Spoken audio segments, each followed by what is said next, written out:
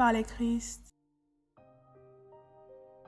Laid in my tobassi with God, you must have said to yourself, what else has she invented? If you have Cameroonian origin, you have most certainly already understood the expression. The word tobassi has several meanings, but in this context, it means charm. This expression is often used to express the fact that someone has used a love spell on you and you find yourself addicted to this person. In popular language, it simply means that you're addicted to this person. You know, the Christian life or the walk with God is not so different from the everyday life with our loved ones. We meet, we spend time together, we create bonds, we get attached day by day. We have ups and downs, but we overcome them which makes our bonds even stronger. And for those who have bestie or partners, you know that the more time passed, the closer the bonds became, and the more desire to see and talk to each other daily increased.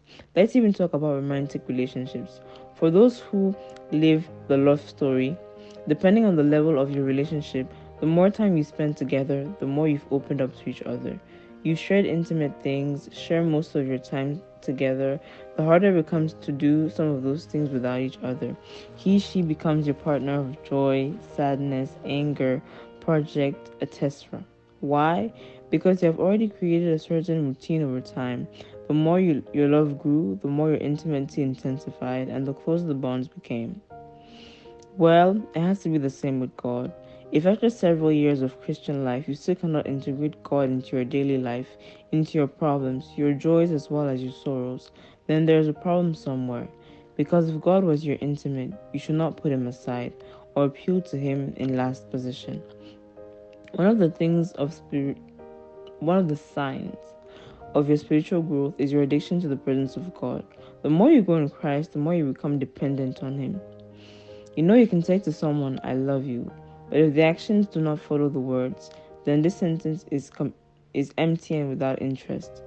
Your bestie can tell you I love you, but if he doesn't give you the slightest importance, never respect your decisions, doesn't spend time with you, could you consider his I love you as valid? Surely not. But why do we spend our time saying to God, I love you, Lord, but actions do not follow words? If it is not enough to confess your love to him with your mouth. There must be a following. Each person has their language of love or their way of being loved. For some, these are quality times, others gifts, others words of appreciation, etc. God too has a way of making himself loved. Here are some tips for being laid in your tobassi with God. Number 1, offer yourself to God. Deuteronomy 6 verse 5. You shall love the Lord your God with all your heart and with all your soul and with all your strength. Number 2, obey God. John 14 verse 15. If you love me, keep my commandments. Number 4, serving God. John 21 verse 17. Jesus asked him a third time, Simon, son of John, do you love me? Peter was pained because it was the third time that Jesus asked him, do you love me? He replied, Lord, you know everything. I know that I love you for you. Jesus said to him, take care of my sheep. Number 4, love your neighbor. 1 John chapter 4 verse 20 to 21. If anyone claims to love God while hating his brother, he is a liar. For he does not love his brother whom he sees. He cannot love God whom he does not see. Moreover, Christ himself gave us this commandment that he who loves God also loves his brother. God bless you.